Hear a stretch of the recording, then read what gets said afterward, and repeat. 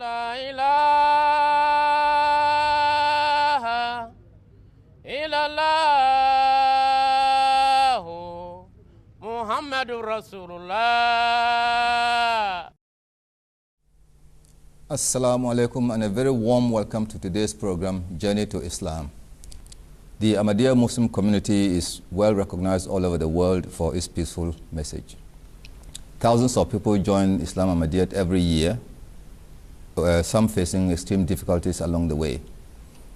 Join us and hear stories from people who have joined the Jamaat as to why they want to be part of Islam Ahmadiyyat, what actually attracts them to this community.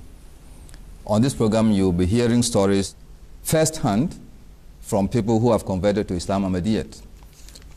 Today we have Brother Adam Spittles, who was previously a Christian, who is now an Ahmadi Muslim. And he has graciously agreed to come and share his story with us. Assalamu alaikum and welcome to the program, Brother Adam. Alaikum salam. Thank you for having me. How do you feel today? Very good, actually. Good. Now, before anything, I'd like to go back to, say, your childhood and to find out how you were in the family. Was the family religious and that kind of thing? Yeah, so I grew up in a typical British household. Right.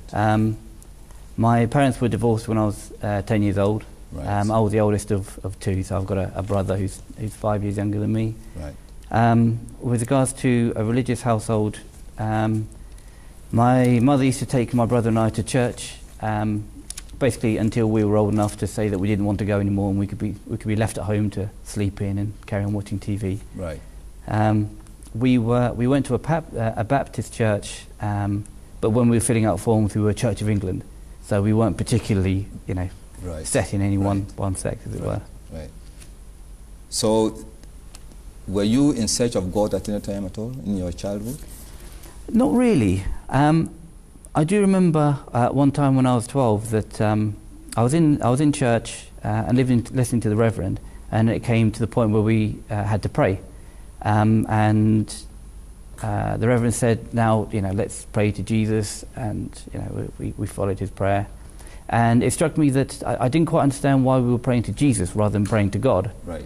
So that was the first thing that had a sort of a kink in my head about that particular religion. Okay. And then it got to a point there where I was happy with my faith, but not necessarily happy with my religion. Right. So I believed that there was a God, and all religions had good things with them, but all of them kind of had holes that I understood. Right. So I wasn't actively looking at all. Right. But you said you believed in God. Yeah. And so were you strongly looking for God? I felt that God is kind of with you always, so it wasn't a case of having to find him because he was always there. Right. But as I say, when I was a child and going up through my young adulthood, I wasn't looking for religion. I wasn't looking to find, the truth or the best faith or the best religion. Right. Because I was happy with what I believed and what I was doing at the time. So, we hear so much about Islam on the news and all the negatives about it. How did you come to Islam? So, a friend of mine, someone who I'd known for 20 years, converted to Islam. Right. And ordinarily, if someone said that they converted to another religion, I wouldn't care, to be honest. Right. Religion's very personal and very subjective, so if they think they found something in it, then off you go. I've got no worries. Yeah. And I always had a preconception in my head that someone converting from one religion to another either weren't particularly strong-minded, or they were lonely and just wanted to be part of a community. Right. But my friend went to university. We went through education together, GCSEs and A-levels, and he's a professional. So when he converted to Islam, and in particular Ahmadiyyat, right, that kind of blew all my preconceptions out of the water. Right. So I originally started looking to Islam for two reasons. One, to see what he'd gotten himself into, right, especially given Islam in the media in the Western world. Right. Right. And the second reason, to just make sure it wasn't something that I was interested in. So basically to disprove it for myself is how I started, right, looking into the religion. Then what happened? So, so I went in with all these sort of negative preconceptions about Islam in particular. And the first thing I found out about Islam is just the word. So I was, I think I was about 26, 27 at this point. Right. And I never knew that the word Islam meant peace. Right. So I was like, oh, okay, so everything that you see in newspapers and on the media doesn't correlate to what the name of the religion translates to. So I was like, okay, so that sort of changed my mindset slightly. And then I started looking into like the alcohol in the pork. So the alcohol, it kind of makes sense because if you go out on a Friday night in the UK, you know, you see people sprawled out everywhere. And the pork side of things, Islam originally felt to me like Britain a few hundred years ago. So before electricity, before fridges and things. And if the reason you don't eat pork is because it ferments or goes bad very quickly, then that's not the case anymore. Right. So that's, you know, that might be true 400 or 500 years ago, but it's not necessarily true today. Right. So I was looking for a quick get-out course, Sure. you know, looking into Islam, Yeah. by looking into that. And when I found on alislam.org, it talked about regressing spiritual and mental, I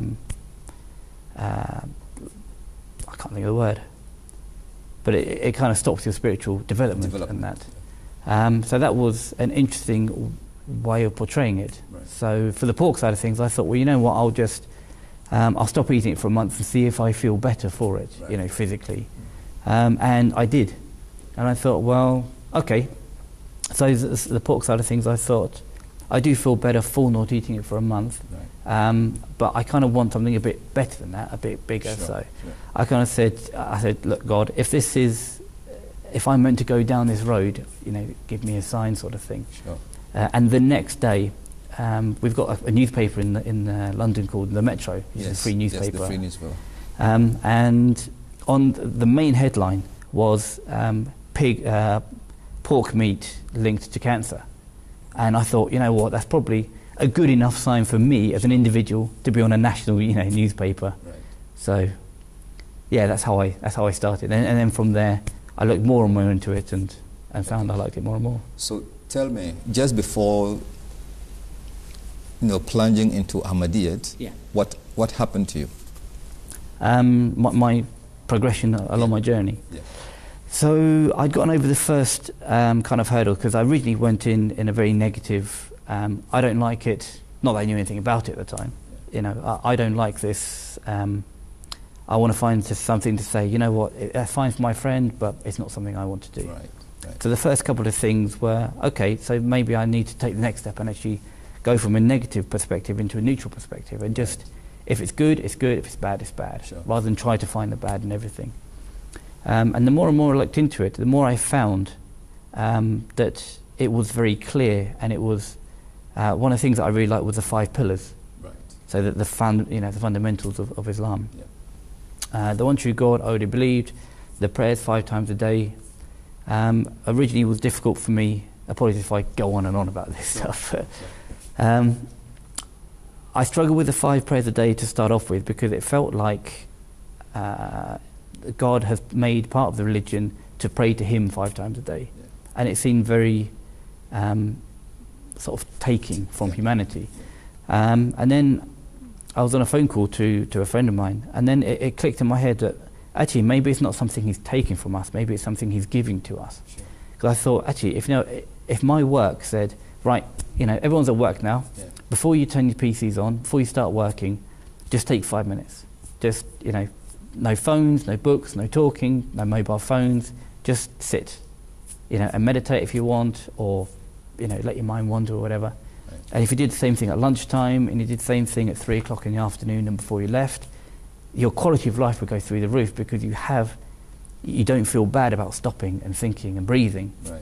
And it's like, well, if God knew that mankind was eventually going to get to a point where we are today with information technology and mobile phones and iPods and internet, and work where you get paid for 8 hours a day but you're expected to do 10 or 12 hours a day, that if it made it part of the religion, that you have to take time for yourself and time for God, just to spend 5 minutes and just get back to neutral, as it were. So, then there's nothing wrong with that. Yeah, exactly. Okay. Yeah. So, what happened just before you actually embraced Ahmadiyyat? So, I'm not very clever. It took me a long time to get to the point of doing my conversion. Right. Some people have very inspiring dreams, or they're actively looking for God, and they say, "Yeah, this is it. I found it." Right. Convert. Within 2 or 3 months, sort of thing.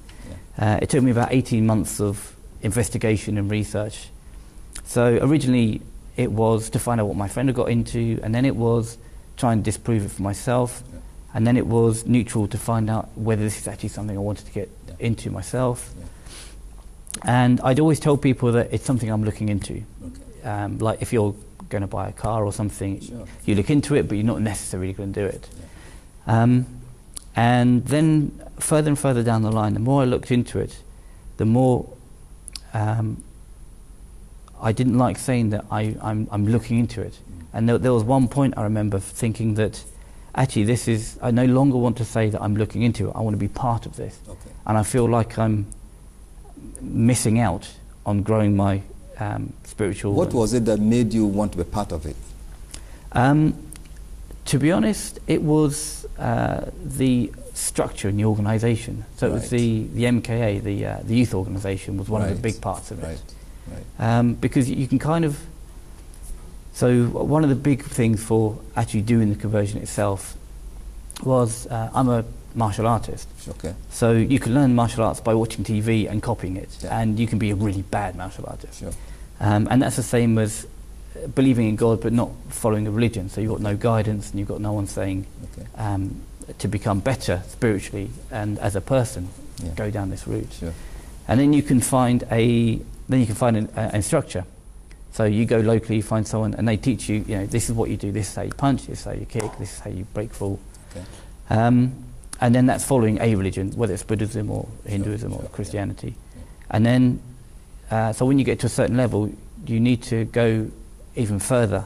So you try and find the best martial art. So some martial art, like boxing, just does hands, but you want to do hands and feet. Sure. Yeah. So the martial art you're doing might not be the best one for you. You try and find the best martial art. Right. And then you get to a point where you found the best martial art, which I would consider to be Islam. Right. And then you try and find the best instructor. Right.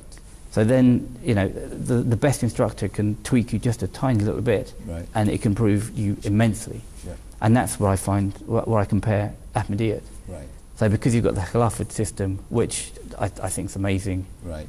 especially for things like the Denmark cartoons and things, Right. where you had all these different Islamic sects, blowing up cars and setting fire to things. Right. We didn't know what to do, so we looked for guidance from the Khalifa at the time, Right. and he said pray and demonstrate it by writing letters and things and publishing articles and that. By then you were already an Ahmadi, weren't you? By that point, yes. Yes. Yeah, But you mentioned the youth wing of the Jamaat. Yes. Yeah. What impressed you about that? So, so the thing that impressed me about that was the structure. Okay. So one of the things that amazed me about Ahmadiyyat in particular is the organisations. So you've got the youth organisation for the men, and you've got the older organisation Yeah. for the men, and you've got the female side of it, and everyone's got... so they do local speech competitions, and regional and national. You've got hiking, you've got all these different events and things that they do. Yeah. So that's one of the things that really impressed me. All the rest of that. Yeah, and the fact that it comes, the Ahmadiyya community created Humanity First. So I've been to Africa with Humanity First a couple of times, to Gambia and Sierra Leone. Did you find all this on the internet, or did you talk to people? So my main contact was, because a friend of mine lived hours and hours away, and there was actually a local community in Croydon in London. Yeah. And there was someone there who was, I later found out that he was responsible for new people coming in. Okay. They have a dedicated person, which Right. again, Yeah. is good for the organisation. Yeah. And I met up with him once a week. We went for dinner and we chat about things lightly. Okay.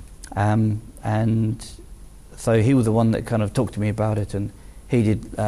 He was a Christian before and a convert himself. Right. So he talked a lot about the comparisons about Christianity and that. So yeah, it was through him that I found out most of my information. So when you actually decided that you were going to join the Jamaat, Yeah. were there any thoughts, any second thoughts in your mind at all? I'd had 18 months of second minds, and then it got to the point where I was like, you know what, I've done all the research, and this community is going to make me better as a person. Right. So I felt that that's what I wanted to be part of. And interestingly, when I went to sign my badge form, sign my conversion form, I went for namaz that evening, and I had arranged to meet the regional lead who had the forms and could co-sign it. And when I went into the office, I saw some of the friends that I'd made during my few months of trying the Mars and getting to know people. And I told them that I was going to sign the conversion form. And they said, "Oh, that's brilliant, we'll come in with you." And they came in and vouched for me and said, he's a good person, etc. And the regional emir, the person who says, yes, you can sign it, he said no, which shocked me a little bit. Right. I kind of said, I'm here to say that I want to be a Muslim and part of the Ahmadiyya community, and God doesn't want me, so no, you can't come in. Yeah. But he elaborated and said, there's lots of people around you, there's lots of people excited that you're about to sign it and that, but I want you to go away, sleep on it, and come back on your own. That's right. So I want you to make your commitment to it and not be... I wasn't being coerced, but it could have seemed like that. Yeah, yeah. Which was what I really needed. Right. It was amazing for me for them to, I know that the whole white convert, the white dove thing is, lots of people are really excited when that happens. So when you went back from there and you went and slept over, what happened? Well, I went away a bit shell-shocked, not really sure what to do with it. Right. Then I thought, you know what, that's the right thing for me. So if you go once, you can just be enthusiastic or hear a good story or hear a good dream or something. Right. But actually going away and going back a second time means you've given it a lot of thought, and it's actually something you're prepared to do, and you're in the right point to do it. Right. So having come into the community, what changes have you seen in yourself? So I've always considered myself as a good person, and I've always been quite active with one thing or another. Right. But being an Ahmadi Muslim in particular, I feel like I've got a lot more guidance in what I should do and where I should do it. Okay. And so some of the things I've been getting involved with is Humanity First, with an auxiliary organisation. So I feel much better about myself, about doing all the charity work and things like that. Do you think that you now know God? Because you said you didn't know and you didn't want to know about it.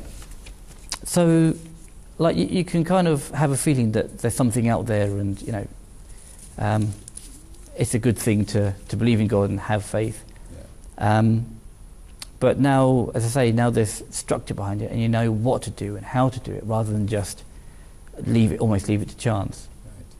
So if you were to explain to somebody who hasn't yet joined the Jamaat, what would you say you have found in Ahmadiyyat that you don't find anywhere else? The Khilafat system, first of all, because everyone, I don't know if it's 200 million or whatever the number is, they all go to one person. Right. So if you go to a religion where it's got lots and lots of different imams, and you can go to one mosque and they'll teach one thing, and you go to another mosque and they'll teach something else. Right. Whereas in the Ahmadiyya community, it's all the same message by the same, from the same person. Right. And the structure. So I think you mentioned the structure quite a bit. Yeah, you are really impressed about the structure. Yeah, I'm in IT, so I like all the... Yeah. Why do you think it is like that only in Ahmadiyyat? I don't know why it's only in Ahmadiyyat. But with the Promised Messiah, and it's starting from there, and there being the Khilafat system immediately after, you've always got that head of the community. And then that head of community can say, the second Khalifa was one of my big inspirations. And anyone watching this, I think, the second Khalifa is a really good point to see what he achieved during his lifetime. Right. Because he was the head of it at 25 years old. Yeah, so our brother here mentioned the Khilafat. Do you want to explain that a bit? Because these days, you know, how they're bandying Khalifa all over the place. And, you know, what do you understand by it? It's just basically the global head of an organisation, and you know, inshallah, in one day it will be the global organisation, or at least the majority of the world, sort of thing. And again, it's just guidance. Again, because like the Denmark cartoons, as I said, it's how should we react to that? Well, so you are virtually saying that the Khilafat system in the Jamaat is the spiritual leadership. Yes, it's just one leader of the whole world of Ahmadiyyat. Yeah, and that is something you don't see in other places. No, nowhere else. Because you were saying that in one mosque you'll find an imam giving one instruction, in another one they give different instruction, but not in Jamaat Ahmadiyyat. Yeah. So that is okay. Unity. Yeah. Okay. Now, do you think that when now you are an Ahmadi, do you see that this is the same unity that the Holy Prophet of Islam brought to mankind? Yes, and actually that was one of the things that I liked right at the very beginning before I did my conversion, that Jesus was the King of the Jews, and I seem to find those leaders were of one particular people, whereas the Holy Prophet ﷺ was the leader of all mankind. So it wasn't a particular country, it wasn't a particular race of people. And that's where that unity came from. And then that's what's continued through the promised Messiah, and then the Khilafat system that we see in place now. Now, how does Islam help you in your daily life? It gives you order, and it gives you, I hate to keep saying structure to your life, but the things that you're told not to do, by not doing them, you're a better person and you're better in your lifestyle, and you're kind of contributing to the world more and better. But before you joined Islam Ahmadiyyat, did you think that those who are less well off in the world were your responsibility at all? No. What has changed since you joined them? So I always felt that it was the government's responsibility. Right. But coming to Islam and Ahmadiyyat, it's very much giving of, I don't want to say alms, just charity contributions, whether it's one-off or whether it's particular, one of the five pillars. So everyone, the rich and the wealthy, need to support the poor. Right. So we do it from the local community and special charity offshoots of the community as well. Right. Okay. Now, if I were to ask you to say something to the viewers, what would you like to tell them? About Islam and Ahmadiyyat? Yes. Any advice you would like to give them? Yeah. Ask questions. Challenge everything. Right. Because if it's the right thing, you will only ever get the truth, and you will only ever get closer and closer to it. Right. If you find that it isn't, then you'll get pushed further and further away. Right. So the thing that I got to a point where I said, if this is for me, if this is the right thing, show me the way, give me signs, sort of thing. And then, as I say, it got to a point where I knew so much about the community that I didn't want to be anything but part of it. Have you ever been told in Islam Ahmadiyyat that you can't ask certain questions? No. One of the things that surprised me the most was we do lots of question and answers, at least in the UK. And I was always encouraged to challenge things and say, either I don't understand this, or does this mean this? And if you misunderstand something, then you get it corrected. Sure. So in Christianity, there was lots of, this is what you have to believe, right, and don't ask questions, sort of thing. Yeah. Yeah. Whereas in Ahmadiyyat, I don't know whether it's in other sects because I haven't looked into those that much. Right. But I know in Ahmadiyya it's very much always ask questions, always challenge it, because you might have a misconception. Yeah. So if you understand something and it's bad, you can ask about it, and then actually that's not what it means this, and then it makes a lot more sense. Yeah. And are you always directed to the answers in the Holy Quran, or? I'm not a big reader. Right. So a lot of questions I have, I do in person, Right. or alislam.org Okay. tends to be where I go to places. Internet man, is it? Yeah, internet man. Okay, yeah. So, we have come to the end of this program.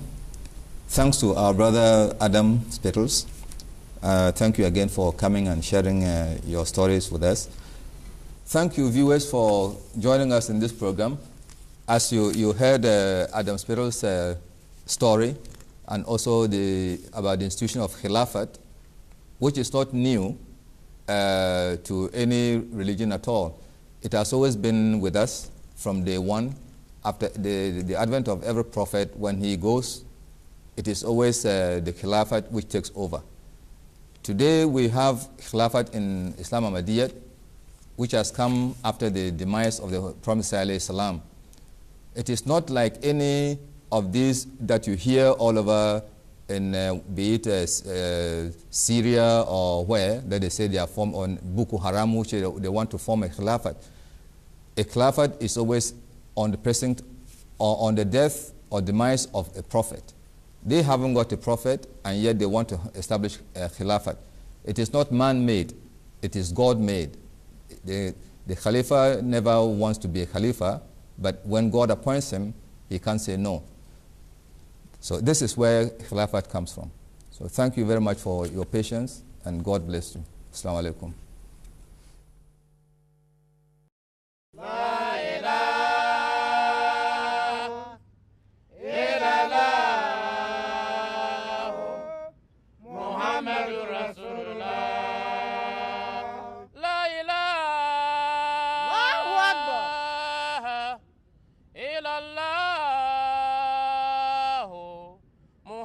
Rasulullah. ما كان